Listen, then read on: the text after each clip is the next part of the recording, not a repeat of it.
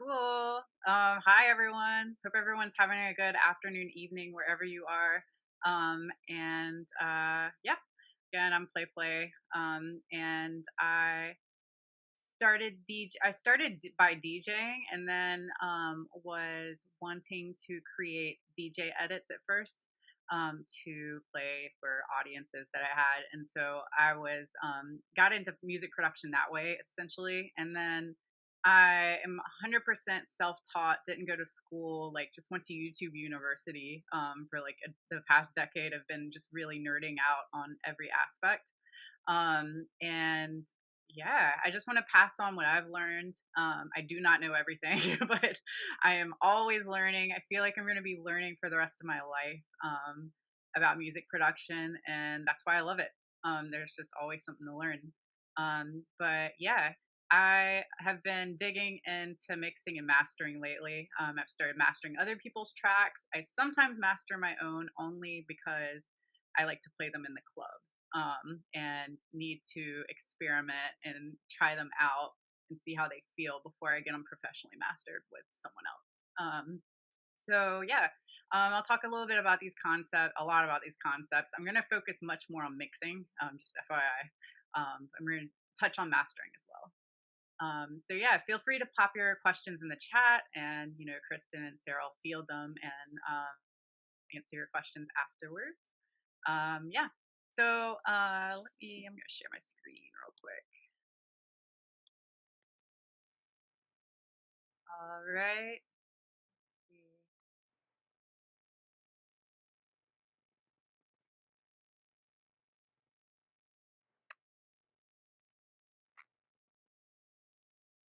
Sorry. Everyone see that? Awesome. Let's get rolling. All right.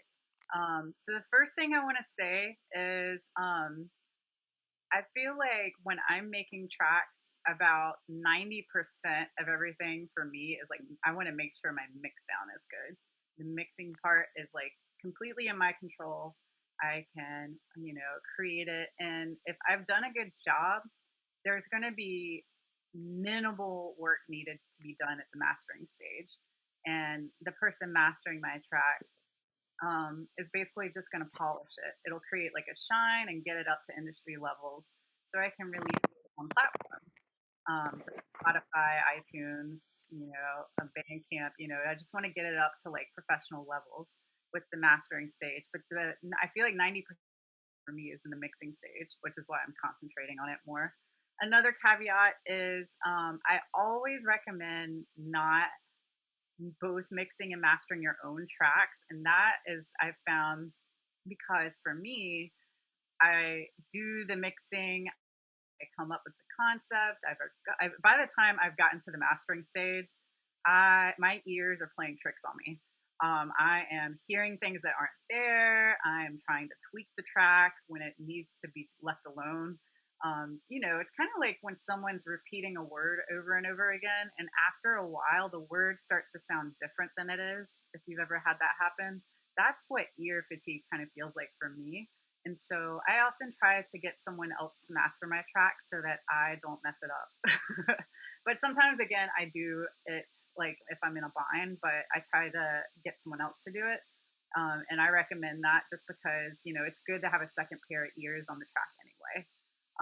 But I do want to tell you like a little bit about what goes on during the mastering process. So, right. Concepts of mixing. I actually missed one here. But basically, gain staging, EQing, compression, and I want to also add panning, or like the stereo field. So we'll start with gain staging. Gain staging. This is someone stirring a stew pot. Um, that's basically what it feels like to me. Is every cooking analogy ever. You're basically cooking down your mix. You're mixing it down, so you're not like boosting levels. You're actually taking them down, so that they all kind of work together and blend into one cohesive, yeah, the cohesive product, cohesive song. Like it just makes sense. When all the faders in your DAW are all the way up, there's not something that can be in the forefront. There's not something that can be kind of in the back. There's not something that can be like over here or here, which is actually panning, but like, um, there's some things like I like to take the volume down on certain elements so that they don't dominate the mix. So that's gain staging. Also, gain staging is making sure that all the elements are fitting together and are not in the red.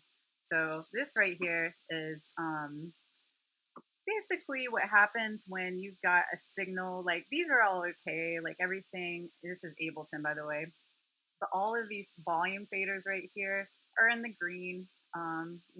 They're basically like the gain makes sense, right? But then you add them all up together and it gets really hot over, and this is the master track right here, the main track over to the far right. And that one's in the red. So before I export this for mastering, I want to make sure that it's not in the red because that will cause distortion. It'll have noise information that I don't want to be hearing in the main track. So if you ever see any of these other things in the red, unless you're trying to intentionally create distortion, which is that's a whole other thing. You can do that, right? You can break rules. But if you don't want to do that, just making sure they're all in the green.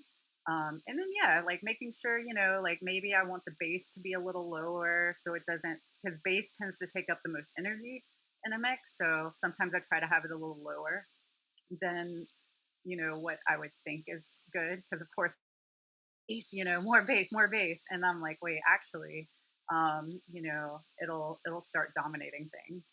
Um, so yeah, basically, I let's see, yeah, I basically just try to,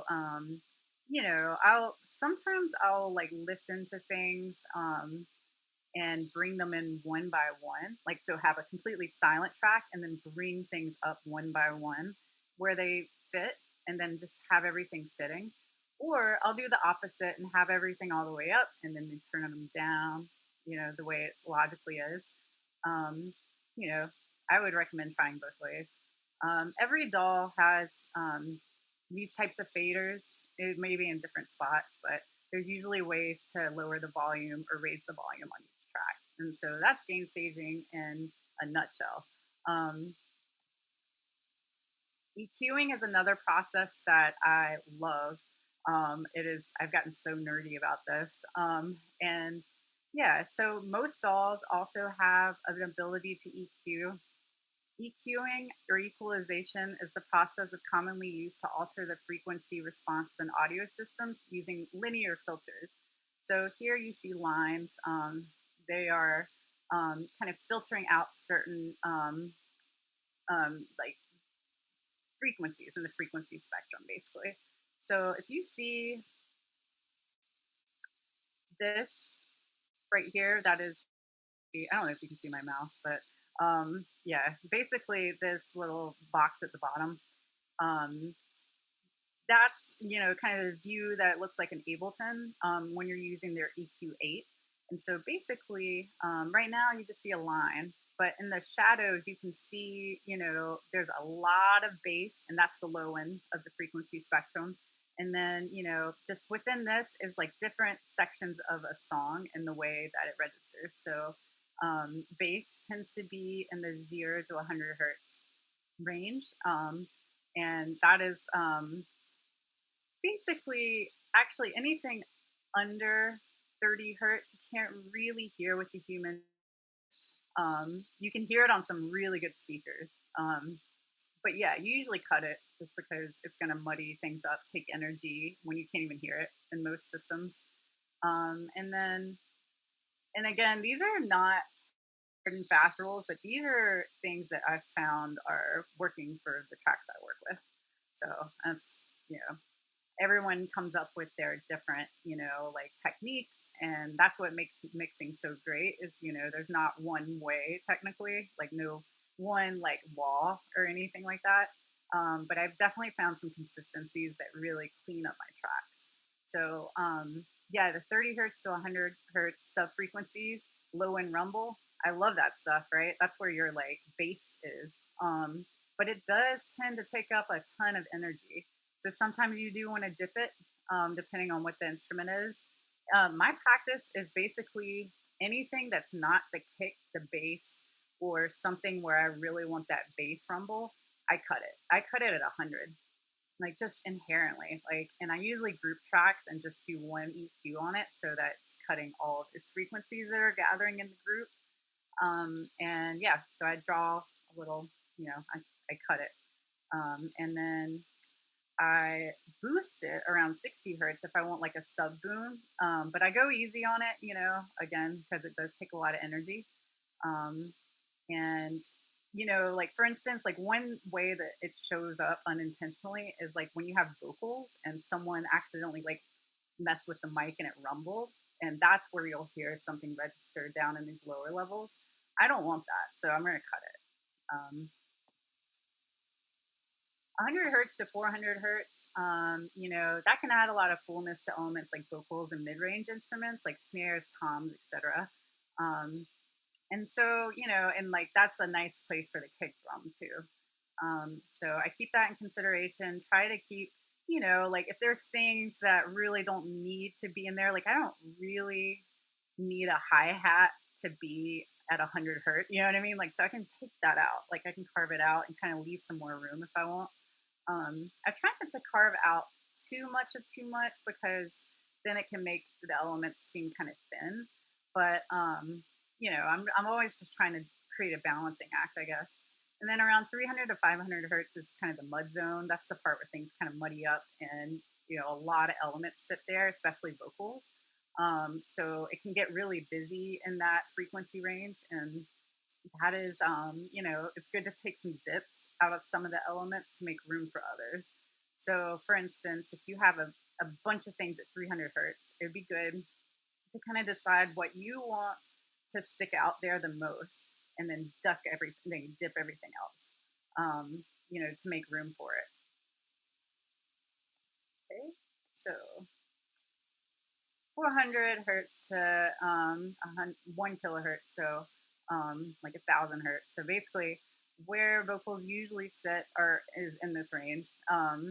And if you dip here, like with kicks, sometimes it can help clear things up and help elements not to get lost because it can get busy over here too. Um, and I boost around 400 hertz sometimes to add clarity to bass lines. All right, so 1 kilohertz to 5 kilohertz. That's up here. That's kind of, we're getting in the high end now. So that's where you can add presence to vocals, melodic elements, and hi hats, cymbals, and other high end percussion. And something I like to do is what's called a filter sweep. So basically, I like push the line exaggerated up, right? So I get it like just tiny little snippet and like move it up and then sweep through to see if there's any kind of harsh sounds, and that's where I know I need to duck or like dip it. So I'll do a demo of this in Ableton in a minute so you can see what I mean by that. But 5 kilohertz to 10 kilohertz. So that's a nice place for that snare snap, like snappiness to your drums. If you boost at 6 kilohertz, you can get some added clarity and vocal sibilance. So like the sound that someone makes sometimes when they're in the mic that can sound kind of harsh. You can find that from 5 to 8 kilohertz usually, and you can duck that. So again, like I do a filter sweep to see where those harsh frequencies are happening, the resonances, and duck it down, dip it down. Also, you can, if you dip certain elements around 5 kilohertz, it makes them seem more distant for some reason. I don't know, depending on the song. 10 kilohertz to 20 kilohertz. All right, that's the airy atmospheric zone, right? We're in the clouds. Vinyl crackle is here, things like that. Airiness.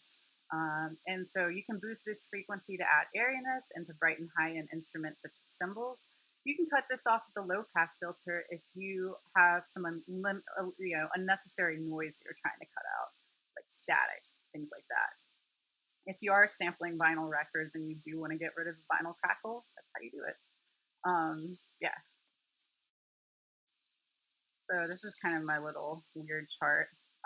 But basically, a lot of these elements sit over here just to kind of show you low ends, low mids, mids, and high.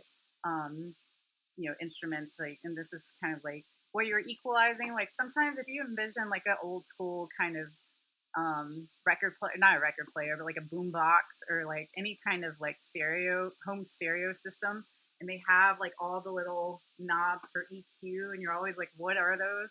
It's literally that are like, all right, low mids, mid mids, high mid, like it's just all those little things are corresponding to a certain frequency spectrum, so you can shape the sounds you want to emphasize. Compression, so that is basically you are trying to take the difference between like the softest part of the track and the loudest part of the track and kind of even it out a little bit. Um, and it's a fine art, I feel like, because on one hand, if you over compress, you're sacrificing the dynamics of your track. The dynamics are the difference between the softest part of your track and the loudest part of your track. And so having those um, two equal means there's not any kind of loud parts of the track versus soft parts of the track. It just comes off all loud. So basically, if you over compress a track, any peak, you're basically like limiting it. You're like, you know, pushing it down, and then you're boosting the entire thing. So you don't have any kind of ebb and it's just all loud. If you've ever heard of like brick wall limiting and things like that's kind of what happens when you over. If you undercompress, then sometimes things will be too quiet and your track will come off quiet. So um, it'll kind of be like, I always think like when I think of like dynamics that are really drastic, I don't know if anyone's heard of that, Bjork track. It's oh so quiet and like she's like, shh, shh, and then it's like boom, like that is dynamic range. That's like, really, really quiet and then super loud. So I would say that's definitely more dynamic. And, it depends on if you want the dynamics or not. I kind of love dynamics. Like, I think it makes the track interesting. It makes the loud parts louder. It makes things hit harder. But, sometimes it can come off more quiet than these over, like, louder, compressed tracks. And now we have, especially in like electronic music, we have these like loudness wars that are just like, every track louder and louder and louder. You listen to a song like off a CD from the 90s, and it's so much quieter when you're putting it in a DJ set compared to these like really maxed out tracks now. But, you're sacrificing some of that dynamic. So that's kind of the pros and cons of like types of compression. So with compression, your thresholds, this is the point in which the compressor becomes active.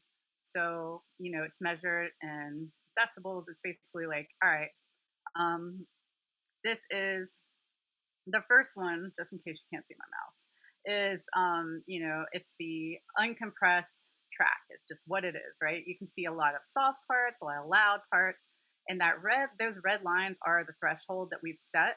So anything that goes above that threshold gets lowered. So you can see in the second stripe there that it is, it's lower now. Everything's quieter. But then the compressor, after you've gone and like limited those peaks, it brings it all back up. So then it becomes fuller, right? So if I'm just looking at these waveforms right now, they look fine. Like I see that it's still got plenty of dynamic range. It doesn't look like a brick wall, like it's still got some like pump to it, I guess. Now, if this was all like a whole brick wall, I'd be like, I don't know, like where's the contrast, right? You're not going to have a part that feels potent or loud because everything's loud. So, but that's how it looks like, and that's what the threshold does. Compression ratios, you'll see this in your DAW, with any DAW that has like a compressor part of it. 1 to 1 ratio is not doing anything. It's just what it is, right? It's not like limiting any peaks. All right, so this gentle squeeze is like 150 to 1. So that's like a very, very, very gentle, it's very gentle compressor. Like, it's not going to limit much. Like it's not going to make much of a difference. It's just very gentle. And so 2 to 1 gentle compression is good for overall mixes, things like that. If you ever like want to like do anything with a DJ mix, for instance, like a gentle compression would be recommended. Something very subtle. 4 to 1 is slightly stronger compression. It's basically like these peaks are gonna like be limited for the most part. But 10 to 1 is like basically a limiter, and that's just like any like nothing shall pass through this threshold. It's all getting limited. So yes, that is that's basically a limiter.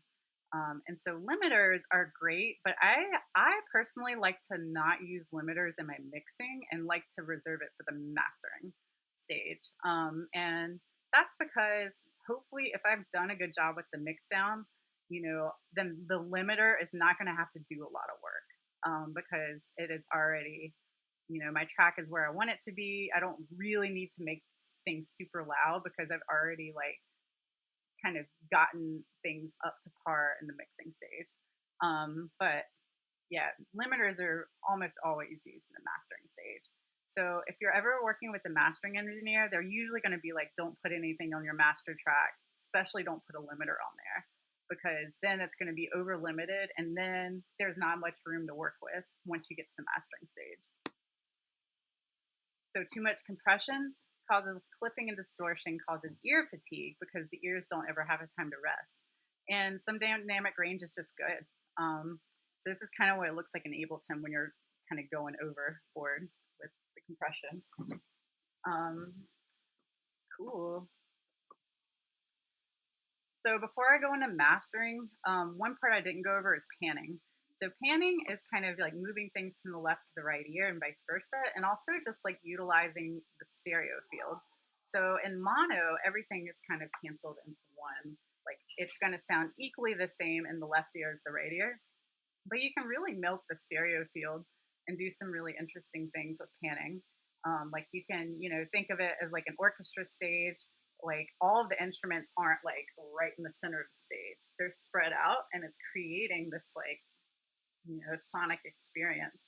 And I don't know if anyone's ever had the pleasure of going to something where the speakers are surround sound like everywhere. But it's just a treat, you know. Some things that you should watch out for though when you're, working with stereo field and like especially stereo width is sometimes if you're trying to go too wide with things, um, depending on what the element is, there can be some issues when you have, for whatever reason, sum it back to mono. So the left and the right wind up going back into mono. For instance, like I used to go wild with the stereo field, right? I'd be like, okay, I'm gonna put everything over here, everywhere. For me, the widest kick drum ever, just all this stuff, right? And then I tried to play it in the club, and it's like, it disappeared. Like the whole track just becomes quiet, and I'm like, what is going on? It's because it canceled out, it's phased out, it's not compatible with mono. So I always check my mix downs in mono. Like I have mono in that master track, and I'm always consistently checking it throughout, so I can pretty easily pinpoint the problem if there is a problem. Fairly quickly. So I'm always checking in mono. Cool. So mastering, I'm gonna head to my DAW to show you. All right, cool. But what I want to share real quick is my DAW. All right. Let's see, where are we at? Here we go. So here's a track I released. I hope this doesn't freeze up. We'll see. Ableton and Zoom don't like each other. See. But yeah, especially when you got all these plugins. But I'm gonna see. So anyway, this is kind of the gain staging right here. I've got things in groups too, so I can apply one effect to multiple tracks if I want. I have everything sorted. And yeah, basically what, and on the master track, all I've got is the mono. That's it. I've got most of my like compression and stuff on the individual or group tracks For instance, I have a glue compressor on my drum rack, which has got several drum things. And so, let's see, sorry, trying to move things, but it's going kind of slow. All right, there we go. So basically, I've got a bass mono, which is basically just like, I want everything under 173 hertz to be in mono. That just helps tighten up the bass, and the bass isn't taking up a bunch of energy in the stereo field. And then mix gel is just basically this like I'm like gelling these drum elements together. So let's see.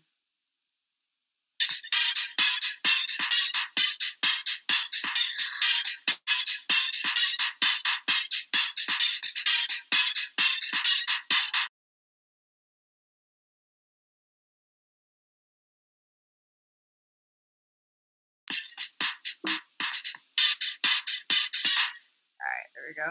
So that's kind of the example there. Let's see. So one thing you'll notice in Ableton,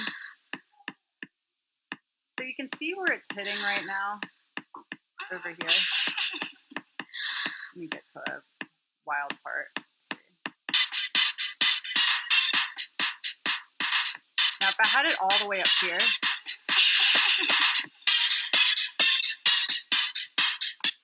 it's still not hitting in the red. So I've done a good job, I feel like, over here of like getting everything so that this doesn't go in the red. But what I really want to do is when I'm handing it over to the mastering engineer, I want to have it at least -6 dB, so that the mastering engineer has enough room, like headroom, to work with as they're kind of bringing it up to like industry standards, right? So they'll do this through mixing or through EQing. They'll do it through limiters and things like that. I'm gonna try to pull up my ozone. I don't know how Zoom is gonna react, but I'll show you. But yeah, so and that doesn't mean necessarily. I used to think it meant like put this knob at -6 and call it a day, but that is not what it means.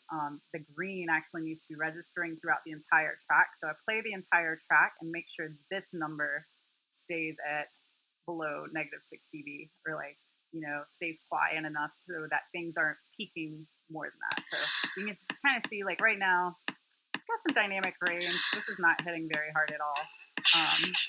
But things get louder as the song progresses. So let me come over here. There we go.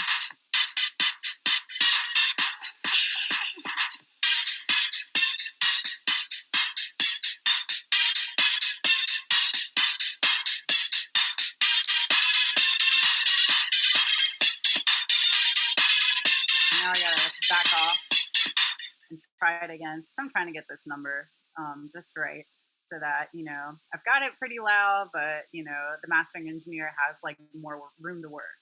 Um, yeah, and so let's see. Basically, and again, like this is sometimes I'll also send effects. So I have these two send channels, reverb and delay, and I basically send a lot of the through here over to these channels so I can apply reverb to a lot of elements at once instead of dragging a reverb onto each track. I like to send them over here and then send those to the master. When I'm doing that, I make sure that, this is what I was talking about as far as like rolling things off here. So I want to cut it off right around, anywhere from 100 to 175 over here with the reverb and the delay so that there's not like muddiness occurring.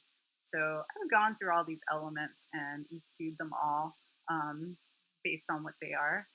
And, I've got on some things. I am always sidechain compressing things to the kick. So usually the sub. So there's usually the sub and the kick. If you have both of those elements, can sometimes kind of they can conflict with each other because they're in similar frequencies.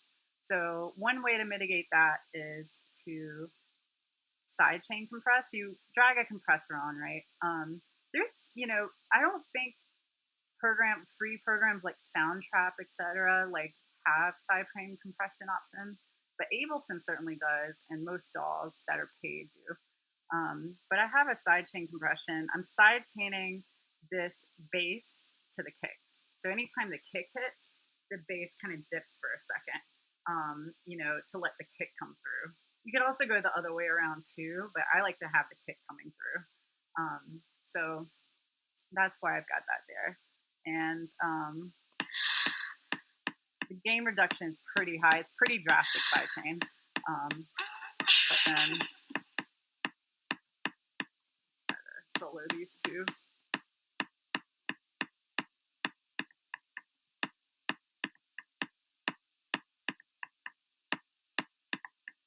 Oh, I also have these two kicks chained to each other. That's interesting. But anyway, let's try to get one of these. Oh, I see what I did there. Okay. I think I actually got rid of the sub and was chaining it to this kick because the kick has a lot of bass to it. So that's what I did. But you can hear this kick actually ducking down too. Maybe it's this one. Yep. I chained the main kick to this Sophie kick, basically. And that's super drastic. So kind of the idea there. So I kind of just go through all of these steps and tweak the song over and over again until I get it right. So you can imagine how exhausted your ears are after mixing down, and why your ears will play tricks on you if you try to master your own tracks. But if you are trying to do that, I have a lot of resources for you. First of all, let's see. First thing to do would be to come over here and check out some of the mastering tools that Ableton has, just as like a just to check out what there is, right? So you've got compression. See what we've got, a chain here. So you've got EQ first, then classical compression, and a saturator, and then a limiter at the end. So that's what this aggressive dance master has. So not that you want to use that, but you can use it as a guide to like see what the elements are that you want to use. So let's check out another one. Let's see. So you can come over here to let's see, where is it? Mixing and mastering. You can kind of come over here if you have Ableton and check these out, just to check out like what would make sense.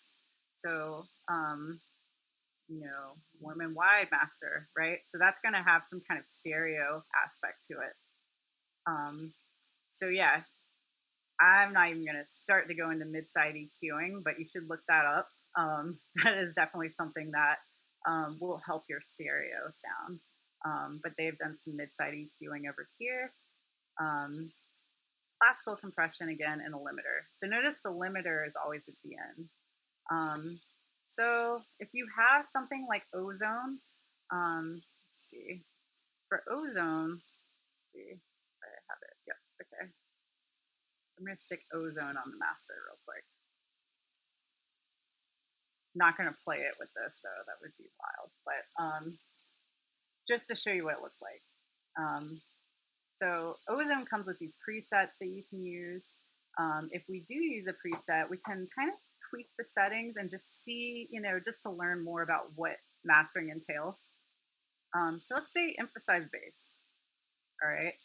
So I'm going to click on that, and it's going to pull up an equalizer, dynamics, and maximizer. So the equalizer is, boosting the bass over here right around 40 to 100 hertz. And it's also boosting over here from 2K to 4K.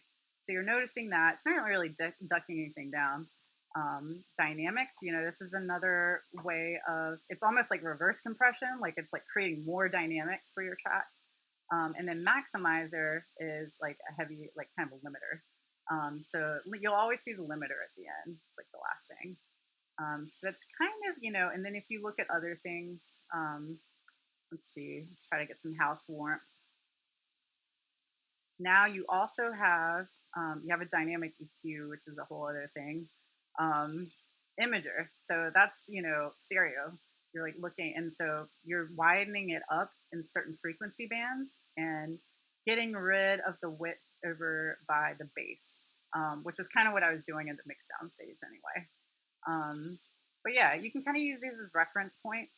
Um, but this is the part where I throw a lot of links at you. Are you ready? Because I want to show you some free and cheap options for both mixing and mastering plugins, so that you know. And I'll do a live screen sharing too. Hey Jess, real quick, we got a Yeah. question. All right, cool. What computer slash equipment do you use? I have a MacBook, and I also have, yeah, it's a MacBook Pro. It's super old, but I do have Ableton, and I actually have two Yamaha speakers right now that are great. And I have a Focusrite Scarlett, that is my audio interface, and I've got that running into my computer. Um, I also have an Ableton Push 2 sometimes, but usually I'm just like riffing on my computer, you know. I also run some synthesizers, that I have, like I have Moog and a couple other things through sometimes to create my own sounds, the analog way, I guess. But a lot of times I also do stuff within Ableton. So I like to have lots of options of like, ways to get creative on the fly. But really all you need is a computer and some headphones, honestly, to get started. So, let's see. And I don't do my own vocals, so I don't have to worry about a mic. But I do work with people that do their own vocals. Yeah, let me check out the chat. Let's see what's happening over here.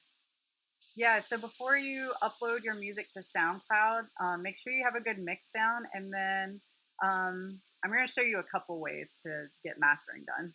So one is to find a friend that masters, get a friend rate from someone. Like my dear brother helps me, and he, has access to a recording studio and is just a great, like very, very talented, and I feel like he is a great person to master my tracks. But someone that their work is online and you can see like that you really like their music, like their what their results are. And The other way is to use something like Lander. So I think SoundCloud also has it now. But I'm going to stop sharing and then start sharing some links. So let's see. Basically, I'll start with mastering and then go into mixing. So for mastering, um, let's see. This is if you want to pay and do your own mastering again, like at your own risk, because you definitely want to like not just use a preset. You want to like learn what you're using, but on Splice, you can do kind of like a $20 a month thing, rent to own with Ozone. So that's pretty cool. Um, if you don't want to do your own mastering and you want to pay Lander to do it for you, they've done a lot with like tweaking their technology lately. And especially when you're first starting out and you don't have to really be paying someone to master all of your tracks, you know, um, Oh, so people charge more if I give them stems. Sometimes you send them like whole stems of your track, that are mixed down, that for the mastering engineer. But usually you do want to give them one mixed down track at -6 dB, nothing on the master channel, and yeah, that's usually how you give it to them.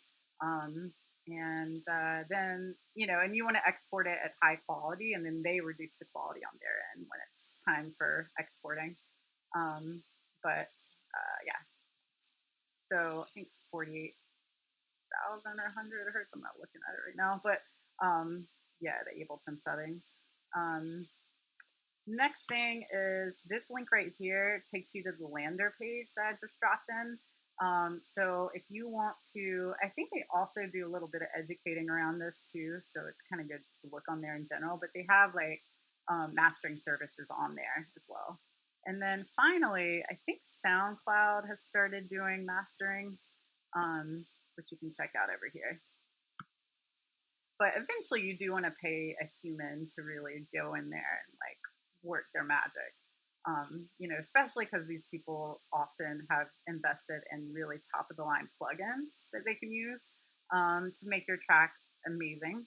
But it takes a little while to build up to that, especially if you're trying to release a lot of music. Sometimes I do master my own stuff. I'm like, I am not rich enough, and I'm trying to release 20 tracks this year. So, but it just kind of depends on, there's something for everyone. That's what I say. Um, so the other thing I want to show you is that there are some really nice plugins that are free, especially for mixing. These are the ones I swear by. So sorry, I'm overloading the chat right now, but the number one that I love is called Boxingo Spam. So I'm gonna actually go to the web page and share my screen so you can see these as I pull them up. So basically, this one is a spectrum analyzer that analyzes your frequency spectrum for you.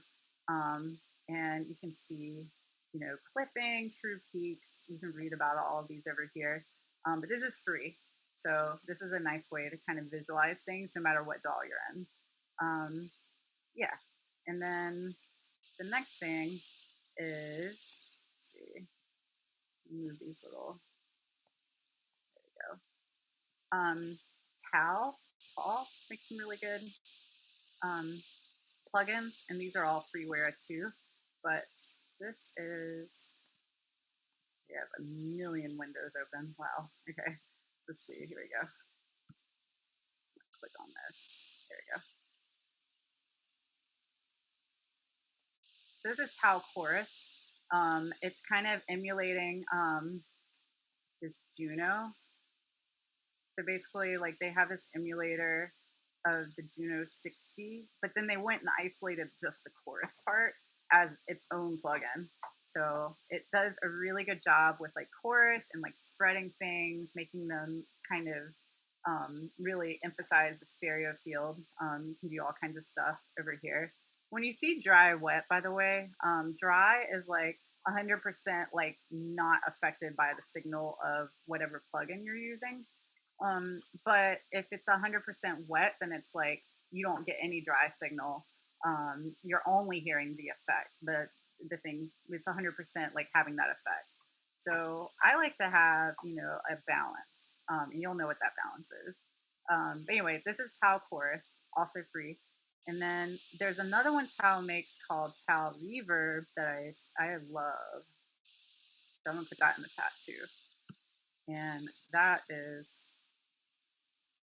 I don't know. I just love the sound of this type of reverb. So reverb is basically like, if you don't know, it's like, it's if you clap in a gymnasium, it's going to sound different than if you clap in a closet, and it's because of the way the sound is reverberating off the walls. A lot of these reverbs that you use can do all kinds of interesting tricks that make it so that your sound is kind of floating almost, more atmospheric. So this is, Tau Reverb is really cool for this. You can do all kinds of stuff with it. And then my last free one is this one right here. This is good for stereo imaging. So if you're like, all right, I don't know how much of the stereo field I'm utilizing. Like, is this straight up in mono? Is it like, is it working? Do I have a lot of stereo? I just also like that it looks like flames. But yeah, so this is pretty cool. Also free stereo tool by Flux.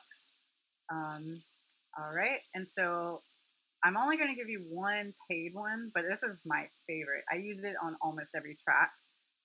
It's by Waves. It's called CLA2A Stereo. And I use it on anything that has vocals, basically. So I'll put this right here. And it's super cool. But yeah, I always recommend this one to people. I think it's like $30. But I've gotten my money's worth, I feel like. It just brings vocals out to the front of your mix in a way that sounds really cool. and it sounds really warm, like it's trying to emulate like a hardware compressor and like the warmth that that has. But yeah, check this out. You know, there's some other great things with CLA, but this is like my go-to. Um, yeah, let's see if I have any other. Oh, one more thing. If you are doing your own mastering and you're trying to get things up to industry levels, I like Julian as my loudest meter. Um, there's a free version and a paid version. The free version is basically, measuring perceived loudness and LUFS, LUFS. You can read all about this here. I could do a whole other hour on this, but basically, it's measuring loudness in the dynamic range. It can go into nearly every DAW, and if you get the paid version, you're able to do a lot more, but you can do a ton with the free version. But I'm gonna put this in the chat too. And it's good for mastering because you're able to see, if it's up to industry standards, if it's loud enough, if you need to keep going, trying to figure things out. Put that in the chat. Cool. All right. Who has questions? What is the best way to get audio clips in a mix? Yeah, so a thing I really like to do is with those, again, I do use a lot on vocals like that. But I also put a lot of delay and reverb on those types of things. And I EQ out, like, usually, like, if there's a news clip, sometimes I'm ripping it off the internet because it doesn't exist anywhere else. So there can be a lot of, like, noise. Um, and so, yeah, I use, let's see, the standard, let's see, YouTube to MP3 of Ripper. Let's see, where's my favorite one? Oh yeah, well, MP3 CC. Um, there we go. Yeah, so you can, if you see like any kind of archival, like um, news clip or anything you want to incorporate, you can try to get it off of YouTube that way. And yeah, then fit it into your music production, import it as MP3, and just try to do your best with EQing out the noise and things and the artifacts from ripping off of YouTube. That's how I do it anyway. Says, what moment did you know music was your set career? Oh God, I was I wanted to like be a DJ since I was like 16, but didn't have anyone to teach me in like a boys club in the 90s. So I yeah, and then I was in my like late 20s when I finally was like, all right, I found a mentor and someone mentored me to DJ. And then shortly after I was like, oh yeah, I want to be a career DJ. Like I loved it. And then was like, actually, I also really love producing. I love being in the studio alone and like creating things. So, yeah, so all music, all that, feels like a career to me. And then teaching, yeah, and teaching through building beats is very in line with, what I would like my career to be. I love teaching others, like what I've learned and learning from others too. So I'm like a lifelong student, I feel like. But yeah, I've been a music lover since like I was like born in like front of MTV, so really like since day one basically. Um, how do I mix? Um, a lot of times I put the bass in mono and keep everything else that I want into stereo. I kind of like figure out what frequency ranges I want to emphasize the stereo where it wouldn't take up too much space and, let other elements come through. But usually with bass, I like with 100, at least 100 hertz below, I like cancel that out and that goes into mono. And Ableton's got the really cool bass mono thing now, but other you can do mid-side EQing, which I definitely recommend you Google that and check it out. Or just like putting things in mono except for the high end, for instance. What do you recommend for beginners? Um, for I recommend the Building Beats website. We got a ton of things over here on our Building Beats website. We have like a whole toolbox and a lot of instructional videos for beginners. It starts in Soundtrap mainly, but Soundtrap's pretty cool for like learning beginning things too. Yeah, Ooh, you keep your headphone volume right in the middle of your laptop, or is that a myth? Ah. I do a lot of different things. I never have my like speakers facing one way or like, my headphones doing I'm like testing it out in lots of different scenarios at all times. I do car tests, I do broken speaker test, I do like just my cell phone test, like put my cell phone away and see how it sounds. Like really just all kinds of things. So yeah, I don't really have like a set way. I usually am starting off on my Yamahas when I'm like working on stuff, but if I'm like on the road or whatever, I have some nice headphones that I'll use and stereo. But I'm toggling stereo and mono throughout the mixing process. I usually have it a little on the lower side. Sometimes, I go and work with other music producers and they've got their stereo, their sound all the way. I feel like I'm at the club, right? But I for me like get a better mix down when they're like decently low volume, just because I'm really starting to hear what's sticking out. And like my ears don't get as fatigued as quickly, and I'm trying to work all night. You know what I mean? Like it's just not sustainable to have them up at like full volume. Sometimes I'll jack them up for a little while just to hear the bass or something, but then I'll like turn it back down. Thank you all for joining us for this awesome workshop. Thank you so much, Jess. PlayPlay. Don't forget, we have a few more workshops in the music production and podcasting space. Check out our blogs. Our blog on building beats. I'll drop that link too. We have all the recordings for the past workshops, and also this workshop. The recording will be posted up there along with the presentation, so you can use that. And all the links that Jess dropped in the class will be on that blog as well.